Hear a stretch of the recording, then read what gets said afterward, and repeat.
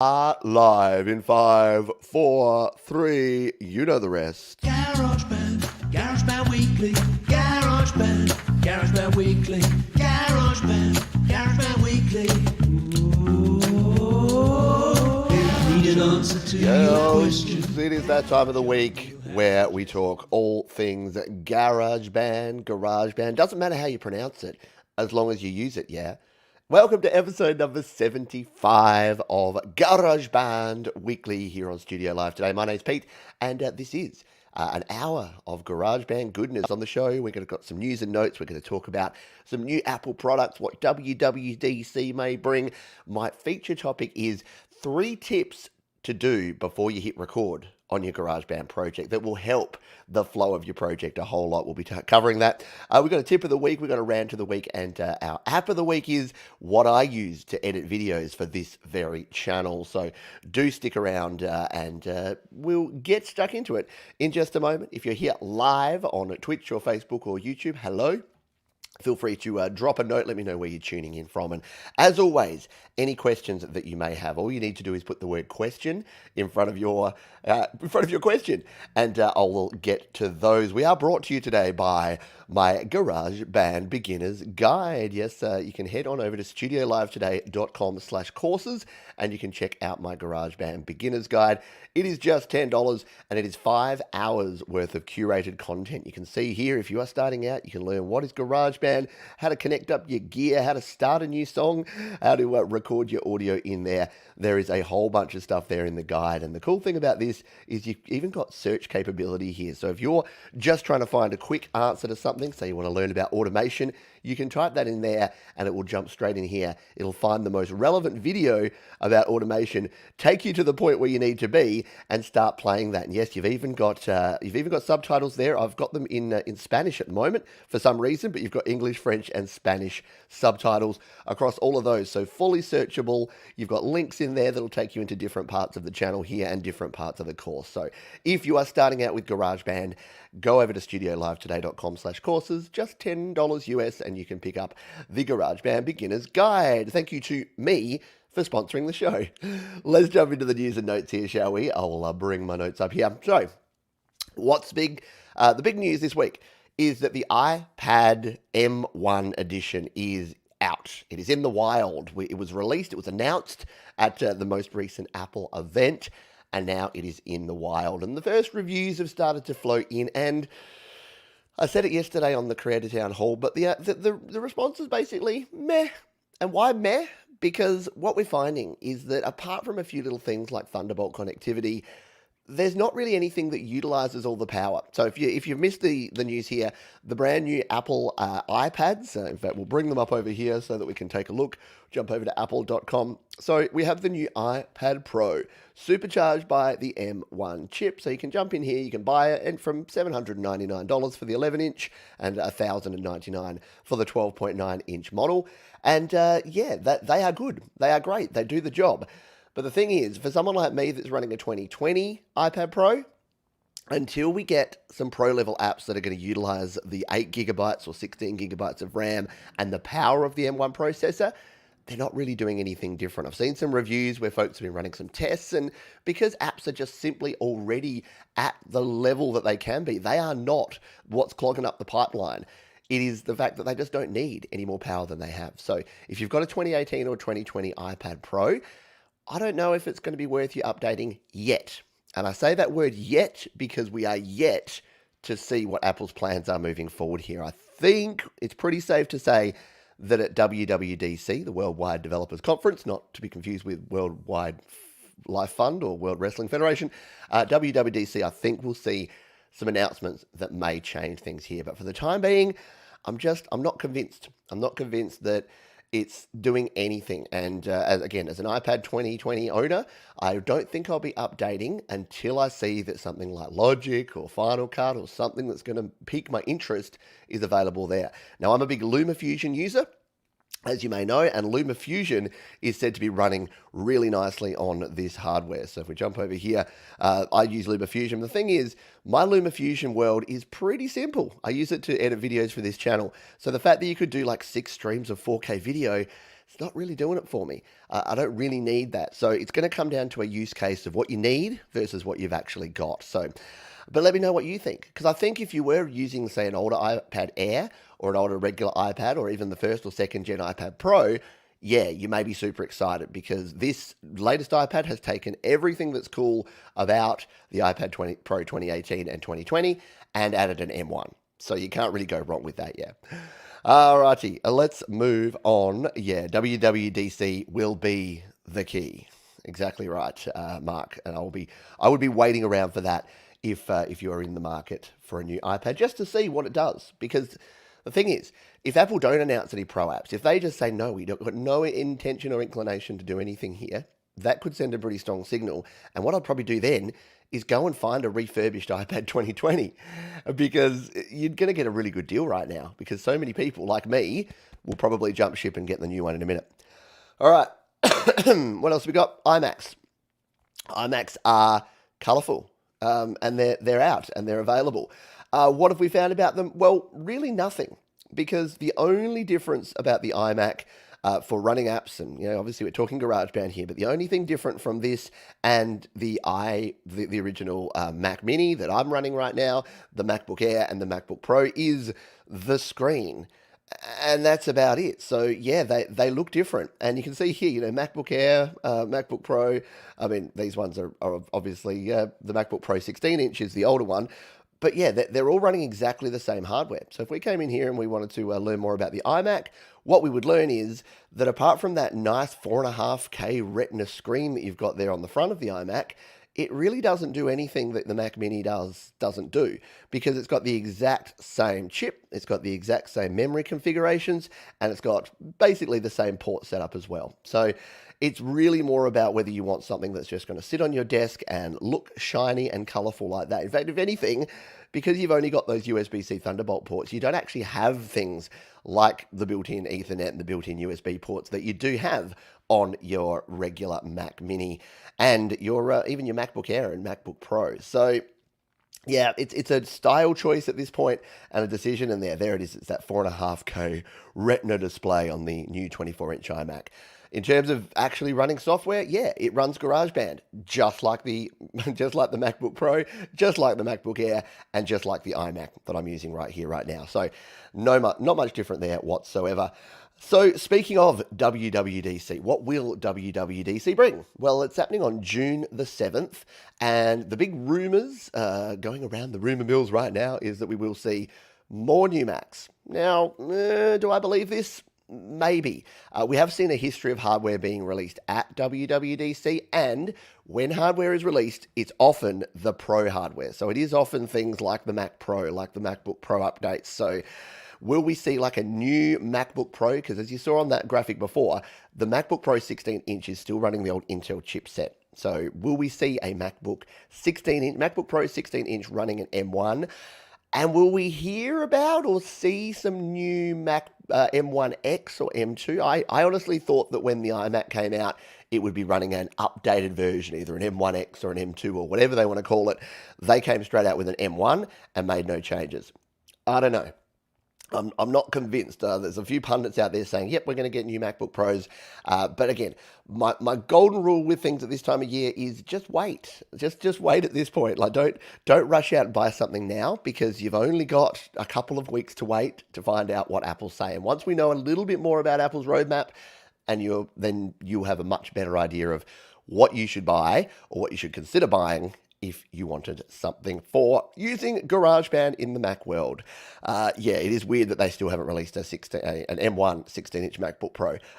And I think it's because they haven't got... So what a Pro would be looking for on the 16-inch version is the 4 Thunderbolt ports. But the iMac has that. So clearly the M1 has that. So that's why I'm thinking it's probably going to be a different chipset. It's probably they're wanting to differentiate. But then you have this weird world where you've got the 13-inch MacBook Pro with an M1 and then a 16-inch MacBook Pro with an M1X or an M2. I don't know. It's going to be interesting.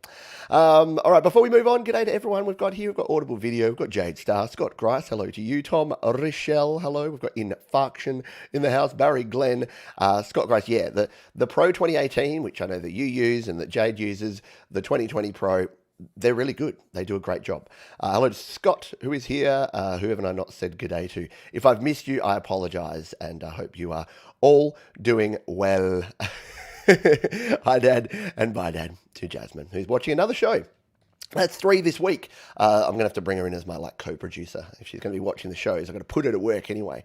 Let's move on to our next section, which is our feature topic for the week. And for the feature topic, I will have to jump over here and bring up GarageBand here on my trusty, handy-dandy iPad Pro. I'll just do a little bit of setting up here by unplugging and replugging in my interface so that you can hear the audio coming through here. Let's just do a quick test run. Yep, looks good over here. Alrighty, boom, and we'll hit the monitoring button there. Let's just hit play to make sure that we've got a bit of sound. There's that wonderful metronome coming on through. Yeah, absolutely. So we'll come back out to here. And we'll do a little video here. This, again, if you wonder why I do these in a weird way, it's because they generally get clipped, because not everyone wants to watch the whole hour of this show. So I do clip out some of these segments and repurpose them here and on Facebook and other places. So that's why I sound a bit weird when I start some of these segments. But I need coffee. And yes, the Studio Live Today mug, the power of the Studio Live Today mug, will get me through the morning. Alrighty, let's jump in and take a look at this. When you're starting a new project in GarageBand, there's 3 things that I recommend you do before you hit the record button that could really help your workflow. Let's take a look at these now. So, when you're starting a new project, the inclination is to just start creating. Yeah? And this is why GarageBand's so cool, because you can just come in here, you can grab any instrument, you can hit the record button, and you can start recording.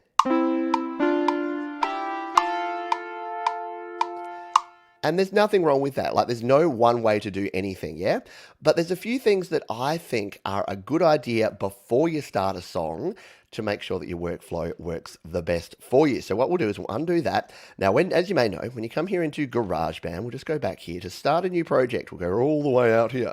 To start a new project, I recommend using iCloud Drive and your GarageBand for iOS folder. Now, I've got some subfolders set up here. You don't have to do this, but I'm going to go into my ideas folder and hit create song. I'm going to create a new idea. And the first thing that I like to do is actually jump in to an audio recorder track here and set up my project. So there's a few things I'm going to do to set up. I'm going to tap on this button here to go to my track view, and then I'm going to grab my mouse and come on over here. I'm going to go to this settings option. So there's a few settings here that I recommend that you think about before you actually set up. Number 1 is your key signature.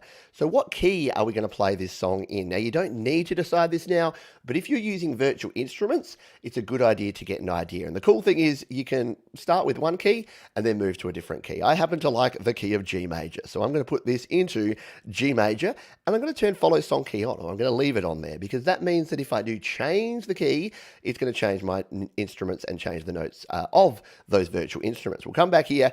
The other thing I want to do is define my time signature. So is this going to be 4/4, 3/4, or 6/8? Now, most of your songs will be in 4/4, and if you want to do something in 3/4, which is that 1, 2, 3, 1, 2, 3, or 6/8, which is 1, 2, 3, 4, 5, 6, 1, 2, 3, 4, 5, 6, then you can select those. We're going to leave this in 4/4 for this particular song.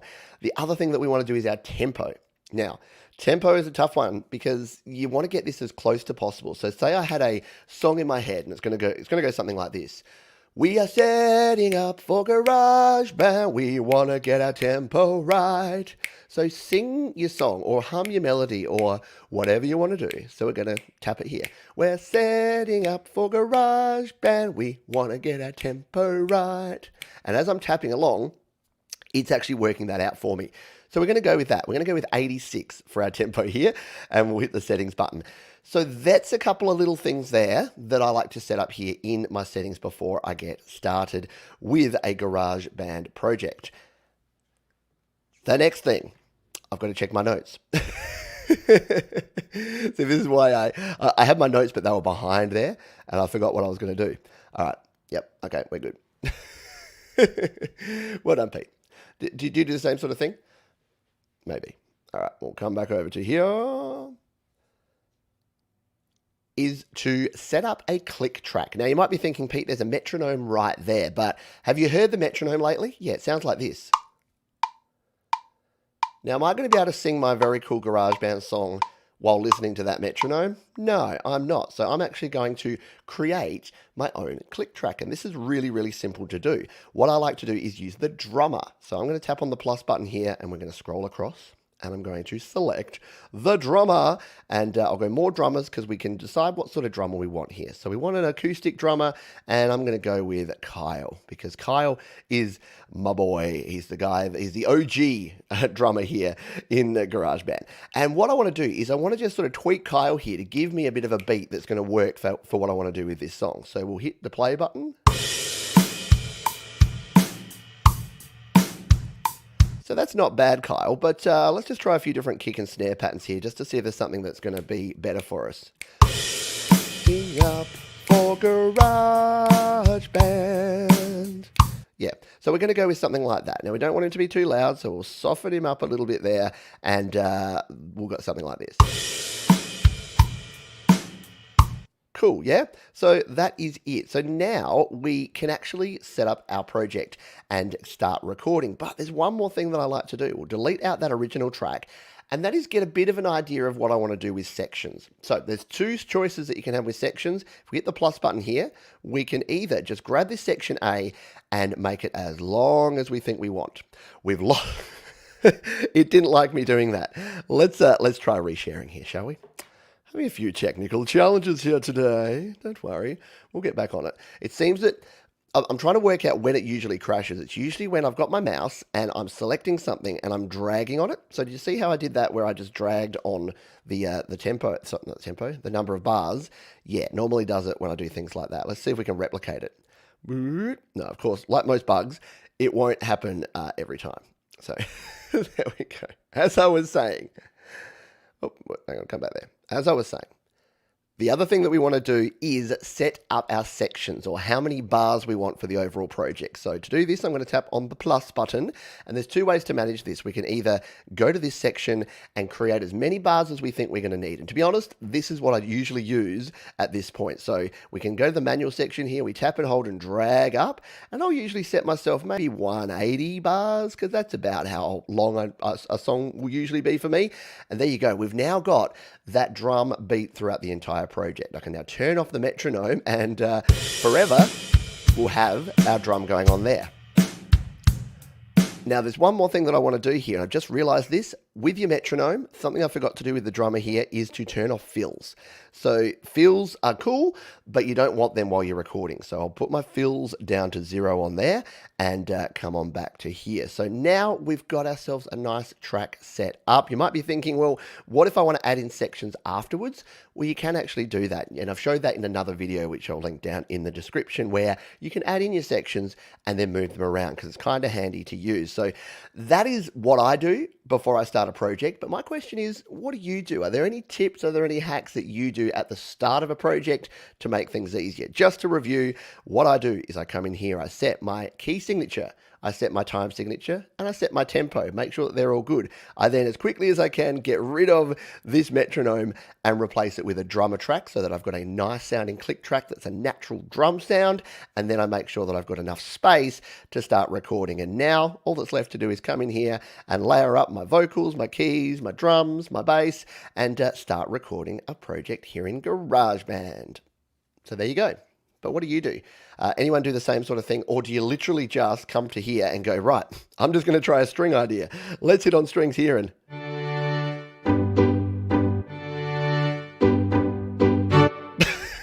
You probably don't do that. Alrighty. Yeah, as Gerard says here, the click is much better than the Cubase click, or the Cubase's click track is like that. Man, that's rough. I'll tell you what. Joe says, Barry is slowly living with the metronome, still working on him to use the drum track. Yeah, if there's one thing that I recommend out of all this, it's to replace your metronome with a drum track. 4 bars at the beginning. That's a really good additional tip, Joe. You know what? I'm going to add that in here because I normally do the same thing as well. So let's add this here. Yeah, we're building out a tutorial together here on the show. So we'll just jump in and do this. One bonus tip, and I was just reminded here on the live stream by Joe, and that is to give yourself a lead in. And I actually do this, but I forgot to do it in this video. So if we tap on here, let's add another section and make it 4 bars. And what we can actually do is bring this section, we can tap and drag it, and bring the section up to the, we edit first, tap and drag and bring the section to the front, and there you go. We've now got, if we go to all sections, we've now got a 4-bar lead in, and then when we start our recording, you're not going to chop off any of the front of your recording. Boom, there you go. We will work on it together. Pugger Boy has a question here. Does anyone else randomly make the middle section of the song first? Yeah, 100%. A lot of people I know do, and I do as well, because generally when you start recording a project, you're working on the hook. Like, I think a lot of people get stuck because they think of a song that has to be, intro, verse, chorus, bridge, chorus, chorus. But of course, you want to make sure your hook, you want to spend probably the most time on the hook of your song or the chorus of your song. So you might have seen that when I did my recent song in Cubosis, sorry, no, it's not GarageBand related, but I did a recent song. What I recorded first was that middle 8. It was that section that was time flies when you're having fun. And then I built out the start and the end of the song around that. So I think it's absolutely, almost essential to do that. For sure. Tom says, I really prefer a drum track, even if it's simple, to a metronome, just easy to get in the groove. Yeah, and that's the thing. You can just get into the pocket, can't you? Because if the difference here, like let's just say we wanted to just mute out these drums. If we were trying to record along, say, a keyboard part, so let's just come out here and grab some keys. We'll come here, we'll just go keyboards, and we'll grab a 80s sine synth. That could be cool. Yeah, so if we're trying to record here with the click track,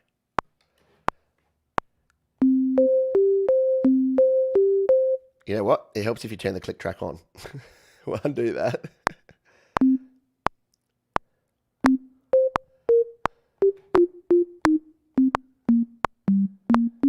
I just don't feel in the groove there. I'm finding it hard to record there because you've only got that one hit and there's no pocket. There's no pocket to sit in there. Whereas the contrary, if we turn on this drummer, even though this is probably nothing like the drums that we'd put in a track at the end, it just gives us this little bit here.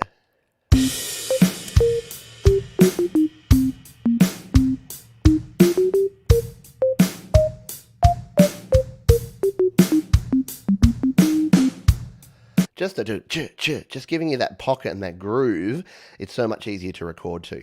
And if you get bleed in your headphones, say you're recording vocals, ever heard that metronome bleed that gets in through your headphones into your mic? Yeah, you know what? If you're going to have bleed, wouldn't you rather a natural drum sound bleed than the sound of your tick-tock, tick-tock? I certainly would. So that's the way I approach it. But obviously you do you. As Kim says here, I haven't made enough songs to have any habits yet. And that's the thing. It doesn't matter. There's not one way to skin a cat. I share these tips because it may just help you out. And a lot of people struggle because, especially the key signature thing, they don't set the key of what they want to use at the start. And then they get all up because they've created manual parts. And then you've got to transpose. And yeah, it gets tough. Infarction says, as a disciple of Pete John Studio Live today, I do something very similar. I'm just jamming to find something new. I use music memos, then import into GB, leads to variable time. Yeah, that is a weird one, and didn't really cover that. But yeah, obviously you can use the music memos app. And if you do use music memos and then bring it into GarageBand, it will change your time signature variable time. I must admit, I then re-record it and find the right time signature because that variable time gets clunky if you're trying to use other instruments and loops and things in there as well. C'est qui est bon says, I'm usually making the chorus or hook section first, and then it's either a 4-bar loop or 8-bar loop. Yeah, absolutely. Shamel says, I set up the sections. Yep, good. It's a good habit to get into if you do that. I haven't written inside GB for years. My songs were written outside of GB so far. There you go. Which is fine, absolutely. Different ways to do that. Yep, I make the middle of a song first time. Yeah, absolutely. Pugger Boy says, with covers, I've learned to set the BPM beforehand because the vocals won't line up. Yeah, absolutely. Yeah, vocals for sure. Did you go over the visual EQ? Yep, I haven't in this video, and I probably won't talk visual EQ in this video, but I have videos about visual EQ. If you search my name, Pete Johns Visual EQ, you'll be able to jump over to those videos and find out what I think about EQ. And of course, it's LRC5 and LRC7, which I'd probably prefer these days for EQing purposes. Right, now I'll go back to my notes, which I've very unhandily kept over on the other side here. And save those in. All right. Let's have a rant, shall we? Yeah, why not?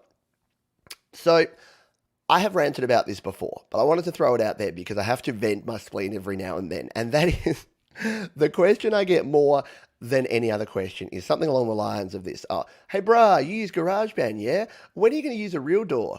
Or why don't you use something like Pro Tools? Why don't you use a real recording software? When are you going to stop playing around with toys and use something real? Now, I got offended by this. I've gone through stages of pity and sympathy. And where I'm at now, 6 years into my journey, is I'm very much about you do you. So people tend to expect me to be defensive when someone says, oh, I can't believe you use GarageBand. I think it's a toy. It doesn't work and it's got all these limitations. My response these days is, yeah, sure. What do you use? Pro Tools, Cubases, whatever. Is it working for you? Yeah. Okay, cool. Conversation over. It's kind of like when people watch a video about an iPhone thing. So I've got a video about how to use a USB drive on an iPhone. And people watch that video and they're like, oh, I can't believe how hard this is. On my Android phone, it's so simple. I just plug it in and it's right there. I don't have to go into the Files app or any of this bollocks. And I'm like, why are you watching a video about how to transfer files on an iPhone? Is it just to feel smug that it's easier on an Android? I'm like, would I go out of my way to watch something about a product that I don't own just so that I can say how much I don't want to own that product and how much I like owning my product? No, I don't go onto the Martin guitar videos and say, oh, yeah, nice one, but my Taylor is so much better. Because why? Like, what is the point? What is the value proposition there? We all got limited time here, people. I sure as heck don't have the time to go and tell people to watch videos about things that I don't plan to use just to say, and again, I understand. It is that we want that reassurance. It's like when you buy something new, like you buy a new car and then you keep reading reviews about the car. You're like, oh, just read another review. It got a 9.5 out of 10 in this other magazine. It's because you want that reassured feeling because you've got that buyer's remorse afterwards. So it's kind of the same with everything. But yeah, I don't know why I wanted to just rant about that, but occasionally I just it gets on my nerves and I get to the point where I'm like, why can't we all just get along? Like, I don't understand the value proposition of coming in and saying, oh, dude, I can't believe you use GarageBand. It's like, you know who doesn't care what app you use to record? Anyone listening to your music, right? They don't know or care what you use. Anyway, Shamul, can you show us how to make a template on GarageBand? Yeah, so making a template on GarageBand is exactly as what I just did. So if we come out, there's my notes. You can see behind the scenes. So if I wanted this to be my template, all I need to do is save this as a template, right? So I'll just delete out that little loop there. So let's just say that I wanted to have this project set up exactly like this with 180 bars. We'll just get rid of that. 180 bars, Kyle on the drums, a 4-bar lead in, set in G major at 86 BPM. Well, guess what? If we hit save out here, that's what this can be. And what I would do is I used to do this quite a lot, but I don't tend to do it these days. Just call it template and call it 86 BPM G major and hit return. And then just save that in a templates folder. And then every time you're starting a new project that you want to use that template, all you need to do is tap and hold on it and then duplicate. And there you go. Then just rename it to awesome new project. And if you can spell. So yeah, that's all you need to do if you want to use a template. And you can do that to just base a song off another song anytime you like. It's pretty cool. Yeah, maybe I should do a video on that. There you go. That's going to go on the list. That's every time someone gives me a suggestion like that, make a template in GarageBand. There you go. Don't be surprised if you see a video this week where Pete says, here's how to make a template in GarageBand. Because most of my video ideas come from you. That's why I'm always there in the comments. That's why I answer pretty much every comment, because it's my idea funnel. Like, yes, I like answering comments because you people are awesome, but it's where I get all my best ideas because they're the questions that you're asking. Hello to Mark Lovell. If you missed it at the start, I just sort of snuck a little bit of it in there, but let's play it here because Mark is a creator and he's a great supporter of this channel, and he does all the jingles that you hear here on the show. So he actually did the jingle that we played. Mark may not have been here at the time, but we played one of his jingles for GarageBand Weekly right at the start. So let's take a listen to this, created by Mark Cronksong Lovell. This is the GarageBand Weekly theme. GarageBand Weekly, GarageBand Weekly, GarageBand Weekly. Ooh. Need an answer to your question, John, you'll have a suggestion. Who's a fountain of all knowledge? I think he might have gone to GarageBand College. What he doesn't know, we'll try and find out. So join the chat and give him a shout. Hey, John. Hey, John. GarageBand Weekly. There you go. So that's the GarageBand Weekly song. It always feels a little bit weird playing something that's got your own name in it.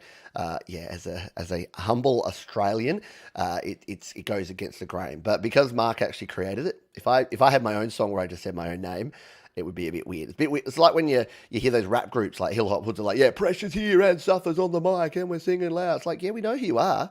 That's fine. You don't really need to tell us like what's going on. But no, I do dig that. Audible Video says the people I argue about particular tools aren't making music enough. Potentially not. Yeah, maybe just go and make some more music. Some people do need a hobby, and apparently trolling is a fun hobby. Will I be? Oh, good question. Will I be updating to iOS 14.6? Yeah. I didn't really, I should have added this to the show. So let's add it, because that's the whole cool thing about being interactive here. I haven't yet, but let's do it here. Let's do it here live on the show. I'm going to come in here and update on my iPhone. So if you don't, in fact, let's show you how, because I can bring my iPhone up here on the screen and we'll do it. We'll see what happens. I've never tried this because it'll have to do its reset and it'll have to do a bunch of random stuff. But let's see if we can update to iOS 14.6 on my phone live here. And now, before you do anything like this, don't do this if you're working on like some major project. I always say choose wisely if you should be updating. If it ain't broke, don't fix it is a reasonably good thing to go with most of the time. But you should, especially for privacy updates and other things, which we'll talk about in a moment, you may want to update to the latest version. So let's come over here. I've got my my wallpaper. I know Jade loves this wallpaper on my iPhone. It's her favorite and her best. It was actually, I made Jade feel bad because she's like, oh, what's that hideous wallpaper you've got on your phone? I'm like, yeah, my child did that art and I liked it so much I made it my background. Yeah, how to make someone feel bad instantly. So let's go to our settings options here, and we should be able to come in here to the general and to software update, and boom, automatic updates are on. Maybe I have updated automatically. I didn't think I did. No, there we go. So 14.6. So this is how we go to our update. We're going to hit download and install. I'm going to enter my passcode, and even though you can't see it there because it won't bring it up, I'm just going to do it off screen. For security reasons. So there you go. The update is requested. And how big is it? I'll let you know when it tells me how big the file download is. And we'll do that. We'll see if in the next 30 minutes while we do the show here, if it's going to download. Oh, only 49 seconds remaining. It might be a quick one. It might only be a small one because I am already on 14.5 on all my devices. So we'll see how we go. All right, we've got a question here. And if you do any question, by the way, you can throw these here in the chat. I have a question. On my PC, the audio doesn't clip, and on GarageBand, the audio doesn't clip. But when I upload a track to YouTube, the audio tends to clip. Why might this happen? So why would this happen? It depends. YouTube do their own compression. So it's probably not that it's clipping, but it might be turning it down. It might be limiting the top end, which makes it sound weird. I've never come across it clipping. You may be mistaking the artifacts you get from the compression for some distortion that sounds a bit like clipping. So the first thing I would check is to make sure that when you're uploading the full high resolution, like the highest resolution audio you can. So what a lot of folks do is that they've got a great sounding WAV file they export from GarageBand or an app on their PC. They then put it into a video editing software. They then render that down with their video editor into a smaller file, like a 720p file, and they don't pay attention to the audio and they compress the audio as well. Now that's cool and that works, but keep in mind that you compress the audio when you're, so if you say, and it could be worse, say you export it as an M4A or MP3 and then you put it into a video and then you compress the video and then when you upload to YouTube, they compress it again. So they run their own compression algorithm on there. And YouTube themselves, there is a page actually that tells you what the best video setting is to upload to YouTube to get the best quality. And the audio in particular, let's see if we can find that because I haven't looked at it for a while. I just have mine set. So YouTube video upload format recommended. Let's just see if we can find this because there is actually a support here. Recommended upload encoding settings. Here we go.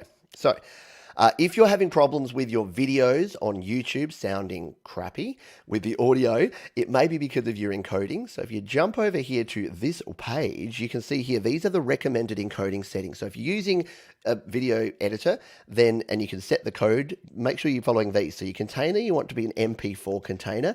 Audio, AAC LC, so sample rate of 96 or 48 kilohertz is best. Now, I use 44.1 kilohertz. I haven't had a lot of trouble with that, but for video, 48 or 96 is preferred. The codec, an H.264 codec, and you've got some information there about how you can set that in there.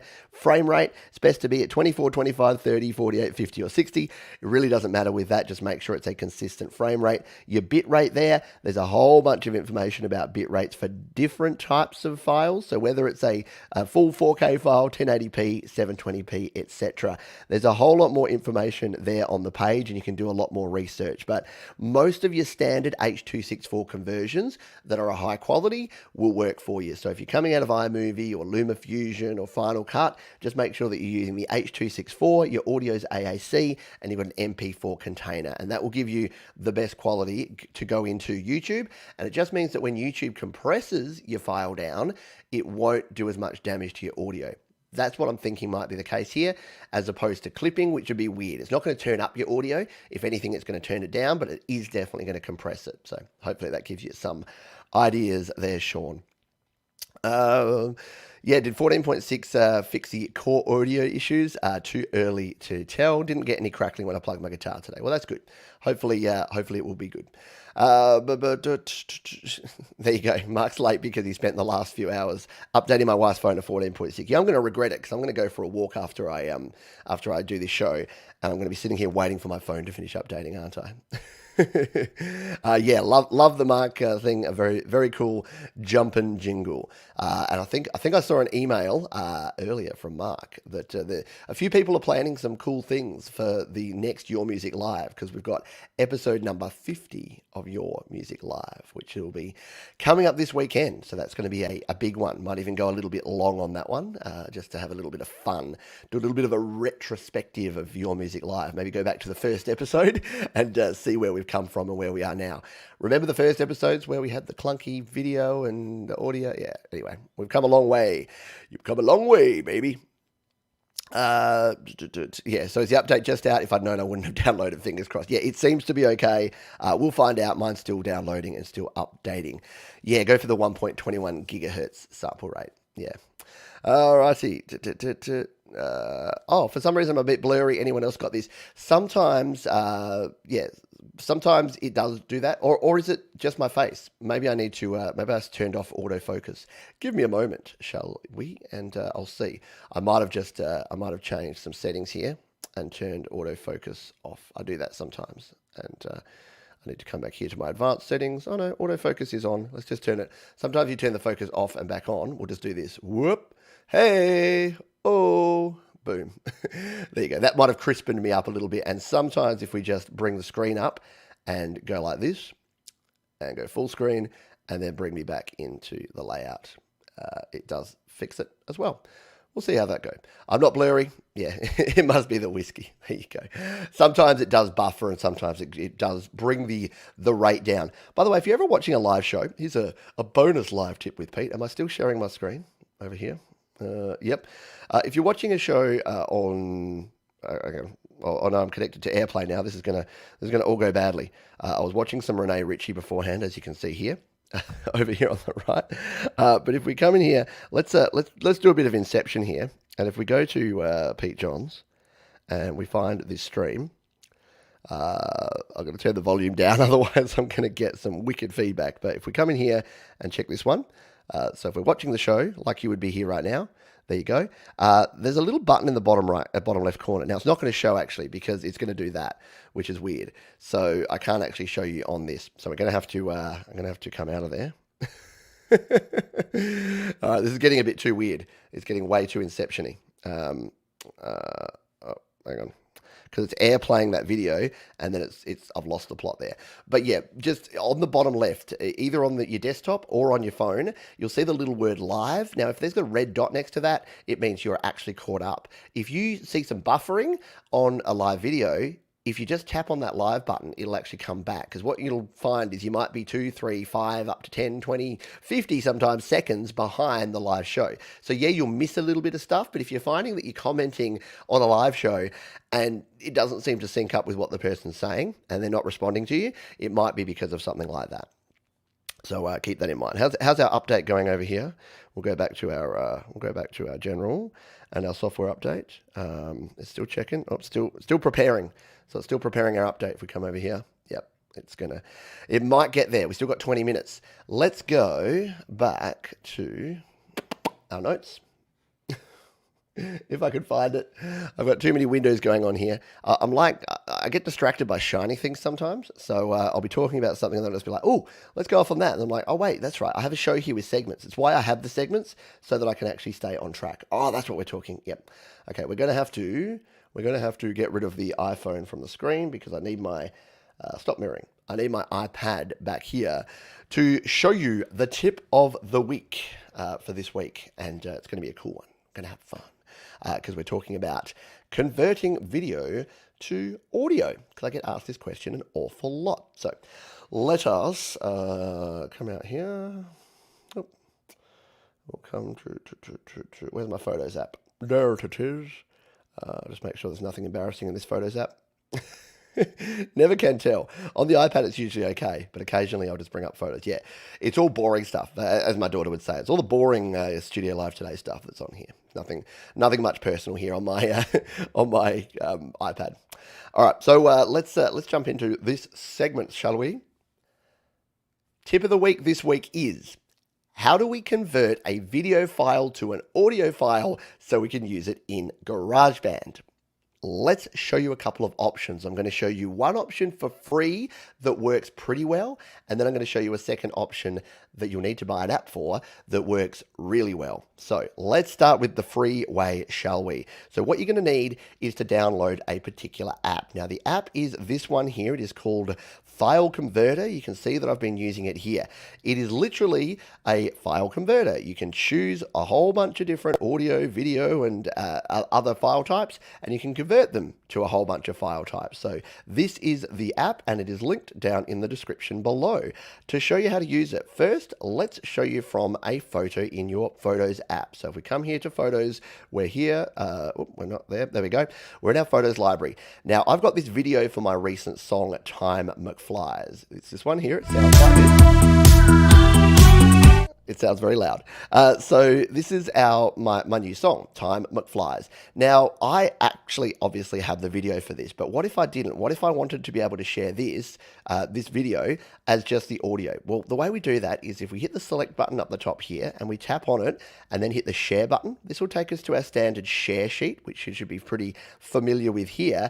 And what we can actually do is we can send this to File Converter, and we can convert it to an audio file. Now, if you don't have File Converter there and you don't have it downloaded, you may need to hit the More button here and just make sure that here you've got File Converter. It'll be down here, and you can even make it one of your favorites. If you hit Edit and hit plus, then now File Converter will be in your share sheet every time. Let's hit Done, and let's come over here and hit File Converter. This will open the app and it will say, right, you've got this file down here, yeah? This is this Image 1980. That's pretty fitting. It's a 1980s tune, it's Image 1980. It's an MP4 file. We want to convert it to an audio file to bring it into GarageBand. So we're going to tap on Audio Converter, and if we scroll down over here on the right, we want it to be a WAV file. Now, you always want to convert into a WAV file first. You want the best quality audio, because if you compress it to an MP3 or an M4A, you're going to lose some quality. So we'll tap on WAV. So here it is, we've got the ability to output this. Now our settings here, if we tap on this one, you got a whole bunch of settings, right? So you can come in here and set this, the frequency for GarageBand, you want this to be 44,100. 44.1 kilohertz is the standard frequency that GarageBand uses, and the channels here, you want this to be in stereo, yeah? All the rest of these you can basically leave. So you don't want to normalize or reverse it or do a bunch of other things. You want to leave that all as it is, and then we want to hit save. That will save in these settings for WAV files, and you only have to do that once. Now all we need to do is hit the start conversion button. It fills our cup, and there you go. We've got it done there. Now, is this app free? Yes. Does it work all the time? Kind of. You can see there's an ad down the bottom there for Telstra, and if you do multiple conversions in one session, it will say you either need to pay, go premium, or it'll say that you need to watch an ad to do that conversion. So keep that in mind, that it won't work every single time, and when it does, you may need to watch an ad because, again, free. Remember, when something's free, you're the product.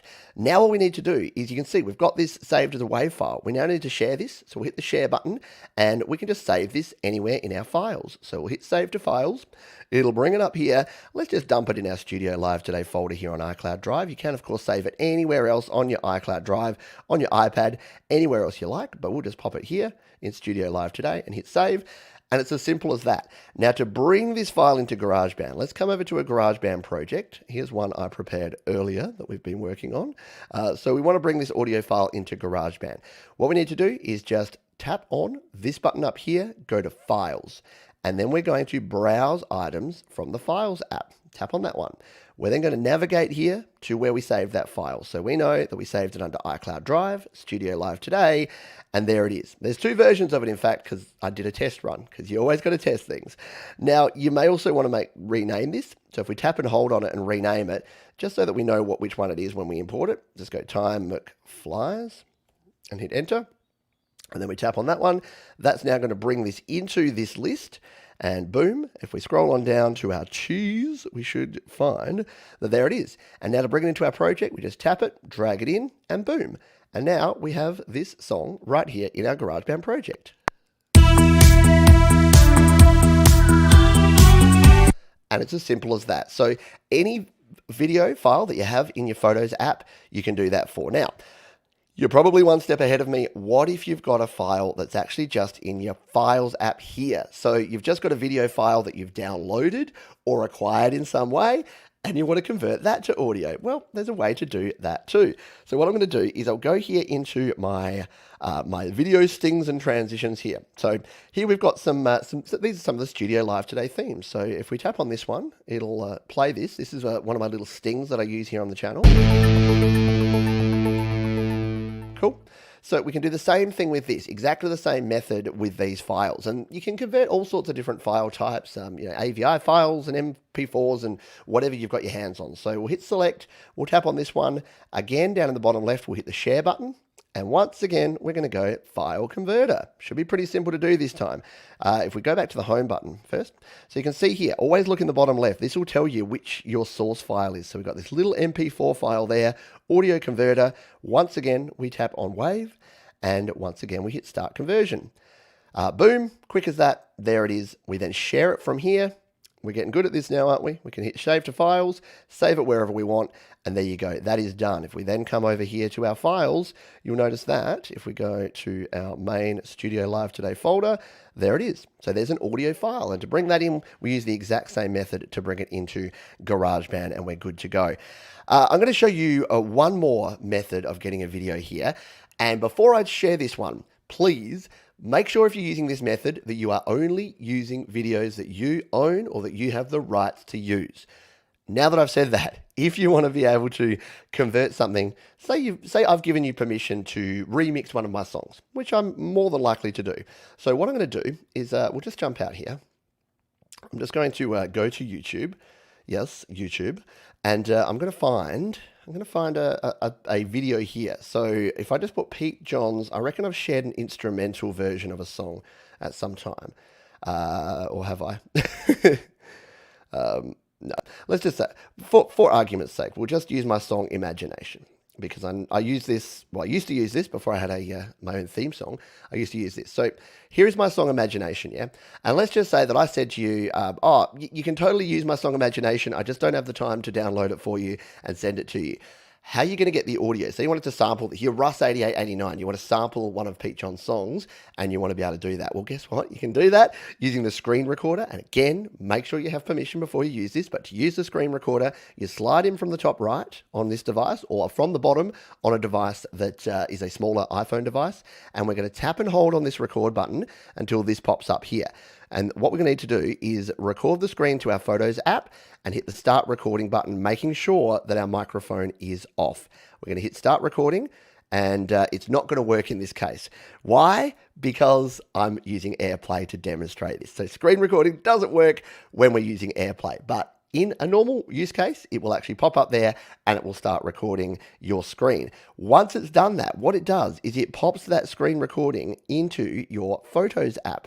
So you can come into your Photos app and then, yep, you guessed it, just as we did with this one or with any other video in your Photos app, you can then use that same conversion method using File Converter to convert that video to audio. Now, I've said it 3 times already, but I must stress, please do not use copyrighted material. Please do not use videos or extract audio from videos that you don't have the permission to use.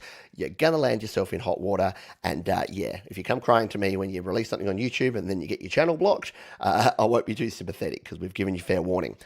Final tip here is what I tend to use instead of that process. Because like I said, File Converter works pretty well, it's pretty reliable, and it's pretty good from consistency point of view. But if you've got other video files that perhaps are a different format or that are not working here, what I actually use these days is this app here, LumaFusion. And you can see here, I've already done this in this one, but let's just redo it again. So here I've got LumaFusion and I've got my standard template, my project that I use here. Any video file that you have anywhere on your Photos app or anywhere on your iPad, you can actually import into here. So let's just do that same thing again. We'll come in here and we'll import media. We'll once again go to our Files app and let's go to that same section we had before in Studio Live Today, iCloud Drive. We'll go to Studio Live Today and we'll go to those video stings and transitions. Let's grab this longer version this time.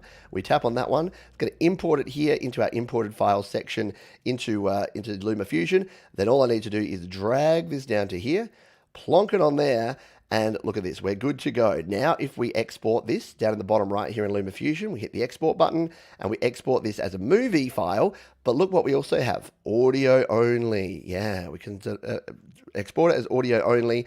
Again, we can set the audio quality, so it can be 48 kilohertz, which is what YouTube will want, or 44.1 if we want to use it in GarageBand. So I'd probably change that to sample it to 44.1, and I'd always change this to WAV. You want to make sure that's a WAV file. Then all we need to do is hit the export button. That's going to export that audio, boom, and there you go. And then you can just save it in wherever you want. So we'll save it back in that same place. It's called a template, but you get the gist. So it's saved that over there. We'll come back to our Files app, and there it is. So if you're into video editing and you're using LumaFusion anyway, that's a good way around it. That's a good way to actually get your audio out of a video file, and it gives you more control because here in LumaFusion, you can actually edit down the video before you export it. So instead of, if I didn't want all of this, so say I want to just, say I just wanted like that last bit, I can obviously come in here and trim that down and choose what I want to export of that video and then just export that amount. So it gives you more control over editing the video file and then exporting it. And again, as long as you come in here instead of movie, just export it as audio only and you are good to go. So there you go, some free and paid options that are going to get your creative juices flowing and be able to extract audio from any of those videos that you may do. And it's great for things like found sound. Say you're out and about and you're shooting something and then suddenly a really cool like aeroplane going over sound. You're like, man, I really want to use that in my latest track. Well, you can. Just grab that photo, bring it into that converter, then throw it into GarageBand. Boom, you're done. Oh, there's a plot twist. I invented Garage. Yeah, imagine if it came out that I actually invented GarageBand like 20-year-old, 20 years ago. I was like part of the development team, and I've just never told anyone. Yeah, and it's not far from the truth. I am doing quite a bit of research in the back end about GarageBand. I watch everything and I listen to everything about GarageBand. It is my passion for sure. All right. How are we for time? I've got a feeling that we're running over. We are. We've got like 6 minutes left. What do we have left to go through? Or we do. I was going to do LumaFusion as the plugin or app of the week. We're probably going to run out of time, or do we? We can't really cover it in 5 minutes, can we? Yeah. No. There is going to be a test at the end. Totally. There's totally going to be a test at the end. All right. Let's just cover it real quick because I should be able to do a really quick run through of LumaFusion. All right. Boom, boom, boom, boom, boom, boom. I'm just going to close out of all this stuff that I've just opened. And we'll get rid of that, and we'll come over to here, and we'll get ready to fire it up. So, our app or plugin of the week this week is, drumroll please, this one, LumaFusion, created by Luma Touch. Now, LumaFusion is a full-featured video editor for your iPhone or iPad. It works on iPhone, it works on iPad. I've been using it for years. It is a pro-level video editing app, and it's right here on your iPad or iPhone. So what can it do, and why is it better than, say, iMovie, which is free? Why would you pay $30, $40 for LumaFusion? Well, it does a few things. You've got multiple tracks of video and audio. So if we wanted to layer up and stack up multiple video and audio tracks, we can do that. We can do cool things like splitting out our audio. So you actually got complete control over your audio and your video files. You've got metering here, so you can see how loud your audio is, and you've got independent volume controls across all your different tracks. So this is great for musicians if you're creating music videos from your songs. You've also got a great titling engine. So if you take a look here, you can see that I've got these little motion titles. See how that pops up and pops down? We can actually come in here and we can play around with that. We can put any text we like in there. You can put graphics, and you've got complete control over what's shown on what part of the screen and where. You can use things like transparent PNGs and backgrounds, as you can see that I've got there. You've got a whole bunch of editing tools in here. You've, of course, got all of your cutting and splitting and all of the other things that you can do with any video editing software. And it's got a whole bunch of great exporting features. You can export as video, you can export as audio only, and you can export the whole LumaFusion package, which means that if I start an editing project on my iPhone when I'm out and about, I can come back here to the studio, load up LumaFusion, and airdrop the entire project over to my iPad and keep working on it. It is super cool. There's too many features to mention here to cover, but let me just say that if you've been using iMovie, or if you're looking to get into video editing, it is a one-time purchase. That is probably the killer feature of LumaFusion, is it's not subscription. It's an app that you buy once and then you have it forever. I bought it about 2 versions ago, and I've used it every day ever since. And if you've ever watched a video here on Studio Live today, you know how good LumaFusion is, because it has been edited right here on my iPhone or iPad using LumaFusion. So get into it if you are into your video editing and creating. Then jump down to the description, and I've got a link to LumaFusion. Yes, one-time purchases for the win. Absolutely. It is super cool. It is so much like, start with iMovie. It's a bit like GarageBand and Logic, yeah? Start with GarageBand and use all the free features and just hit it hard as you can. And then when you've got to the point where you're like, I'm frustrated because I can't do multiple tracks of video, multiple tracks of audio, I can't do the effects I want, I can't do motion graphics, then grab LumaFusion. And LumaFusion is really clear. I think we'll see, my hint is that at Worldwide Developers Conference, WWDC, coming up in June, we're going to see some LumaFusion stuff, because they were highly featured. Terry from Luma Touch was featured in the little developer clip from the last Apple event, and I've got a feeling that, that they're going all in on the M1. Oh, and the one thing I didn't mention is you can use LumaFusion on your Mac M1. So yeah, I can load up LumaFusion right here on my Mac, and I will be good to go. Joe, I know you love LumaFusion, and so much more to learn. Yeah. Mark says, maybe I should get this using VN at the moment, but it does more than iMovie, and it's free. Yeah, and the other thing is, if you're on a PC, check out DaVinci Resolve. it's a lot less user-friendly than something like LumaFusion or iMovie. But if you're a PC user and you're like, man, I miss out on all the free stuff, DaVinci Resolve. I know folks like Mike over at Creative Source and other folks use it. Speaking of which, I didn't have this, but I'm going to make this my resource of the week. I was going to be self-serving and just say, go buy my course. But you can do that. Yeah, if you're a beginner in GarageBand, studiolivetoday.com/courses, my GarageBand Beginner's Guide, just $10, and you can get yourself up and running with GarageBand. But I did want to give a shout out because I just mentioned this wonderful person, but I'm going to mention them again because if you are not already subscribed to Mike over at Creative Source, you better go and do it now before he gets way too big for all of us. Because look at that. He has just crossed 80,000 subscribers on his channel and he is going absolute gangbusters, going from strength to strength. There he is. He's even perfected the open mouth YouTuber face, right? See, that's where I've gone wrong. I need to open my mouth more. Yeah, see that one, that video hasn't done as well because he's got his mouth closed. Open your mouth and you're good to go. So there you go. But no, shout out to Mike. Go to Creative Source. I think it can be youtube.com/c/creative source. And yeah, especially if you're into Cakewalk Band Lab on your PC, if you're into your hardware, into your gear. And we did used to do a show together, but again, he got too big for me and he had to stop. No, not true. We couldn't get the scheduling working out because he's in Perth and I'm here in Adelaide. I'm a morning person. He's usually doing stuff in the afternoons and evenings. So yeah, we don't usually line up. We're like ships in the night. We just sail past each other. But shout out to you, Mike. Congratulations. Love you, mate. And yeah, keep doing what you're doing. Alrighty, that is going to do it for this episode of GarageBand Weekly. So thank you for being here, and we do have more GarageBand goodness happening tomorrow. Before we finish up here, sorry, I do need to tell you about one more thing before we go, because tomorrow, a little bit later, so at 4 p.m. Eastern, 4 p.m. Pacific, 7 p.m. Greenwich. Let's start this again.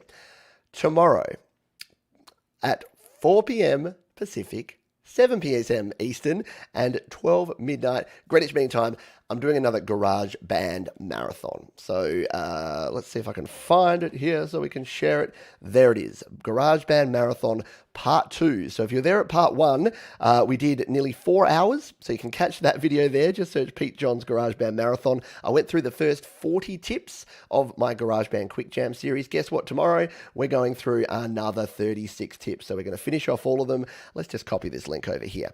All right, there we go. So yeah, you can click that one if you're here in the chat. I'll put it down in the show notes if you're watching on the replay. But yeah, I hope you can join me for that one because we had a heap of fun last time. We went through the videos. I got to give myself grief, like former Pete used to talk a lot faster and he used to have a higher pitch voice. So it's kind of fun to listen to. So these are all tips from 2018, 2019.